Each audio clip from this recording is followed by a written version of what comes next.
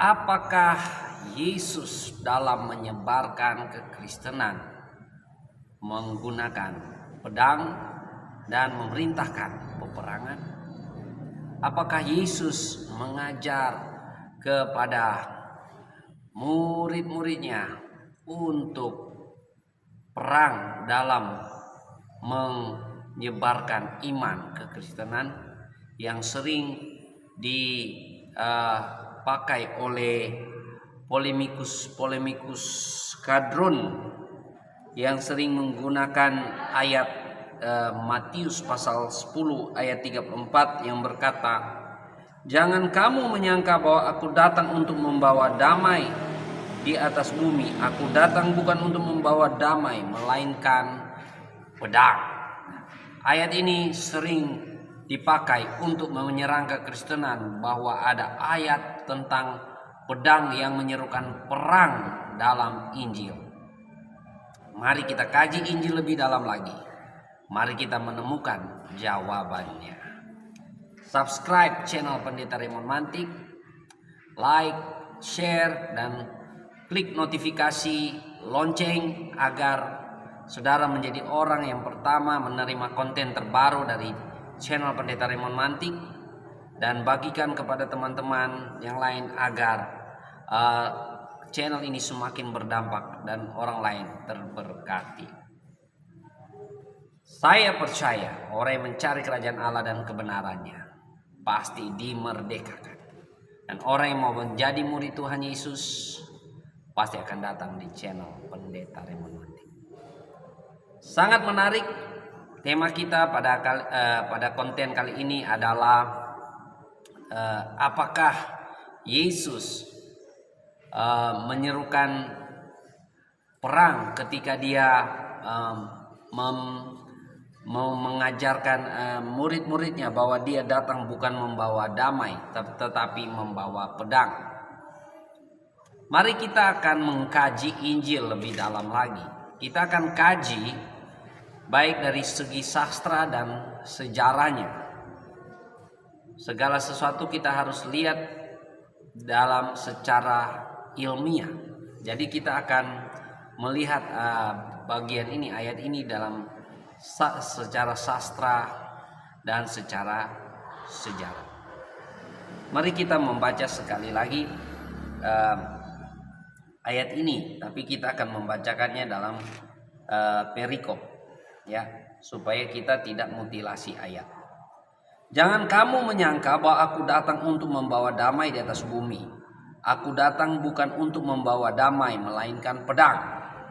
Sebab aku datang untuk memisahkan orang dari ayahnya, anak perempuan dari ibunya, menantu perempuan dari ibu mertuanya, dan musuh orang ialah orang-orang seisi rumahnya. Barang siapa mengasihi bapa atau ibunya lebih daripadaku, ia tidak layak bagiku. Dan barang siapa mengasihi anaknya laki-laki atau perempuan lebih daripadaku, ia tidak layak bagiku. Barang siapa tidak memikul salibnya dan mengikut aku, ia tidak layak bagiku. Barang siapa mempertahankan nyawanya, ia akan kehilangan nyawanya. Dan barang siapa kehilangan nyawanya karena aku, ia akan memperolehnya.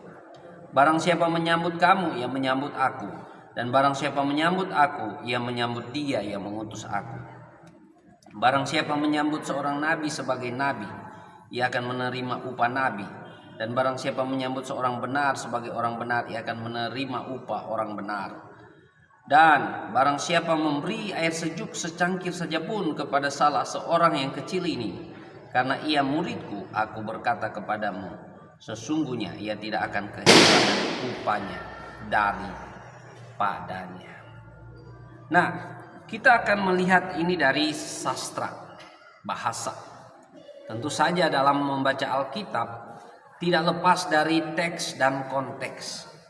Yang sering missing dari para polemikus kadrun bahwa mereka mencaplok ayat ini, mereka mengambil ayat ini keluar dari konteksnya sehingga seolah-olah Yesus datang membawa pedang. Dalam membaca Injil kita harus memahami konteks dan teks. Dan teks ini ada konteksnya.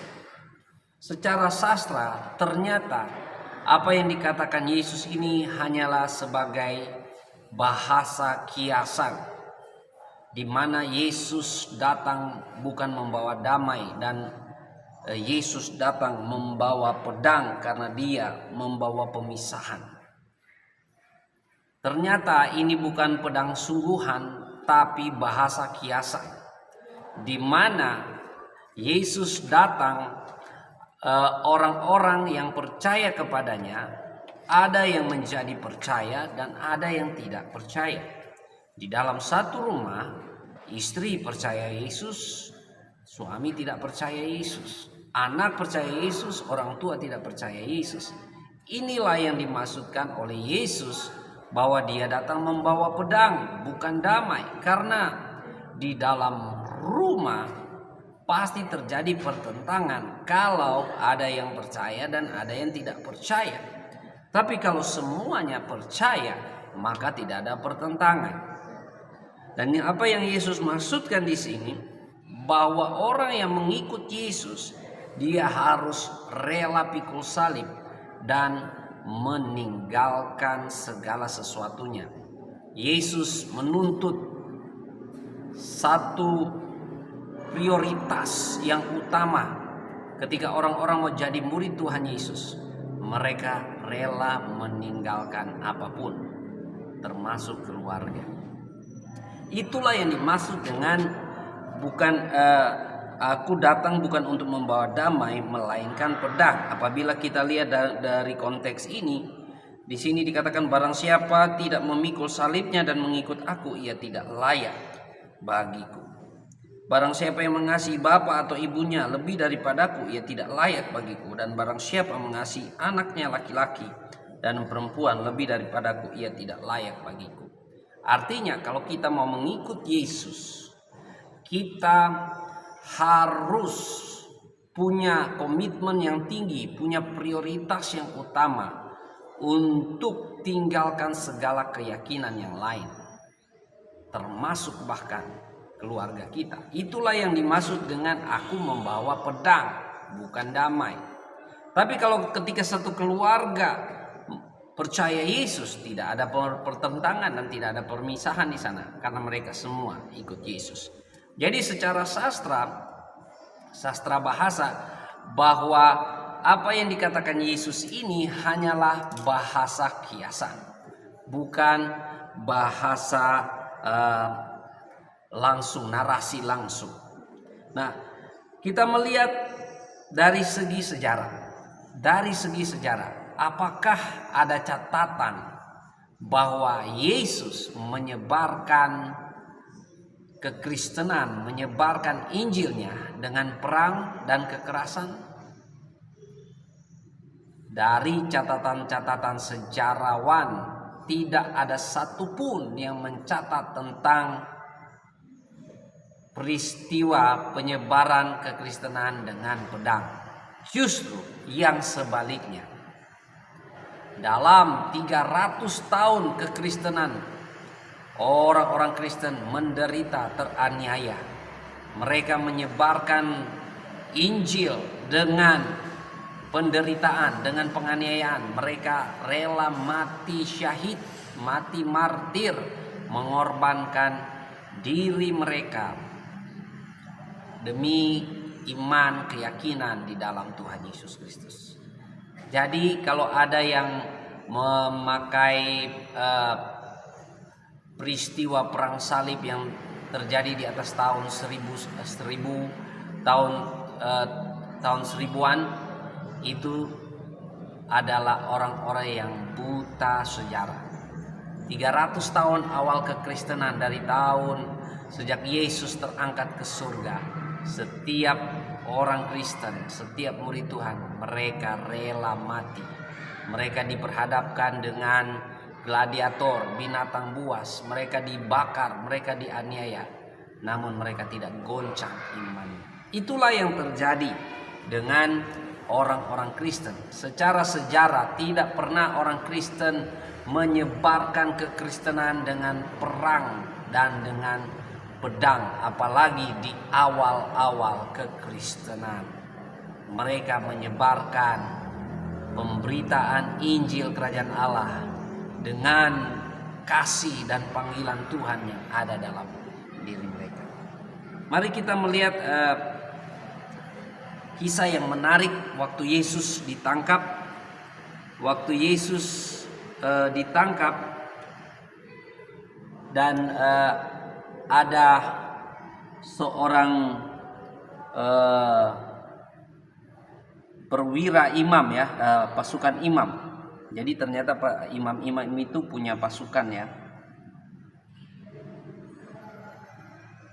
Di ayat yang ke-10 pasal 18 Injil Yohanes, firman Tuhan berkata, lalu Simon Petrus yang membawa pedang menghunus pedang itu, menetakannya kepada hamba imam besar dan memutuskan telinga kanannya. Nama hamba itu Malkus. Kata Yesus kepada Petrus, sarungkan pedangmu itu. Bukankah aku harus minum cawan yang diberikan Bapa kepada? Jadi waktu Yesus hendak ditangkap, ada seorang pasukan dari imam-imam datang, dan Petrus sebagai ketua dari murid-murid Yesus, dia menghunuskan pedang dan dia memotong telinga kanan dari seorang yang bernama Malkus.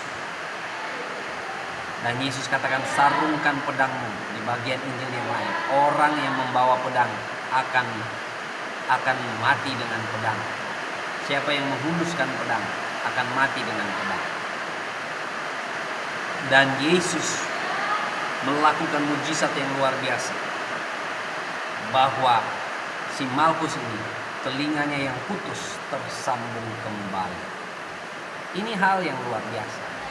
Ternyata tidak pernah ditemukan bahwa Yesus menyerukan perang dengan membawa pedang. Jadi ini ternyata hanyalah bahasa kiasan. Saya percaya orang yang mencari kerajaan Allah dan kebenarannya pasti dimerdekakan, dan orang yang mau jadi murid Tuhan akan datang di channel Pendeta Raymond Mantik. Subscribe channel Pendeta Raymond Mantik, like dan share, bagikan kepada teman-teman agar semakin berdampak, dan bunyikan lonceng notifikasi agar saudara menjadi orang yang pertama mendapatkan konten terbaru dari channel Pendeta Raymond Mantik. Tetap semangat, maju terus, Tuhan Yesus memberkati.